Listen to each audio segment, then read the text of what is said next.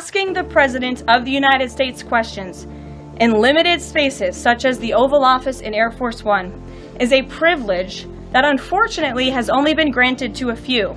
It is not a legal right for all. The Trump administration has already proven to be the most transparent ever, and this president the most accessible in history. This is evidenced by President Trump's daily press conferences in the Oval Office, where he takes many questions from the journalists who have the honor and privilege of standing before the beautiful Resolute desk. The President and this entire White House are committed to ensuring the American people continue to receive this same level of historic transparency, access, and visibility. In fact, we want to double down and give even greater access to the American people.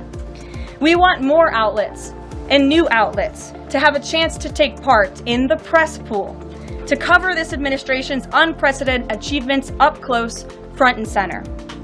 As you all know, for decades, a group of DC-based journalists, the White House Correspondents Association, has long dictated which journalists get to ask questions of the President of the United States in these most intimate spaces. Not anymore. I am proud to announce that we are going to give the power back to the people who read your papers, who watch your television shows, and who listen to your radio stations. Moving forward, the White House press pool will be determined by the White House press team. Legacy outlets who have participated in the press pool for decades will still be allowed to join, fear not, but we will also be offering the privilege to well-deserving outlets who have never been allowed to share in this awesome responsibility.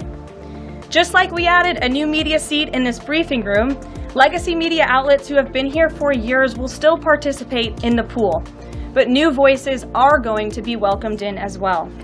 As part of these changes, we will continue the rotation amongst the 5 major television networks to ensure the President's remarks are heard far and wide around this world. We will add additional streaming services which reach different audiences than traditional cable and broadcast. This is the ever-changing landscape of the media in the United States today. We will continue to rotate a print pooler who has the great responsibility of quickly transcribing the President's remarks and disseminating them to the rest of the world. And we will add outlets to the print pool rotation who have long been denied the privilege to partake in this experience but are committed to covering this White House beat. We will continue to rotate a radio pooler and add other radio hosts who have been denied access, especially local radio hosts who serve as the heartbeat of our country. And we will add additional outlets and reporters who are well suited to cover the news of the day and ask substantive questions of the President of the United States, depending on the news he is making on that given day. This administration is shaking up Washington in more ways than one. That's what we were elected to do. As I have said since the first day behind this podium, it's beyond time that the White House press operation reflects the media habits of the American people in 2025, not 1925.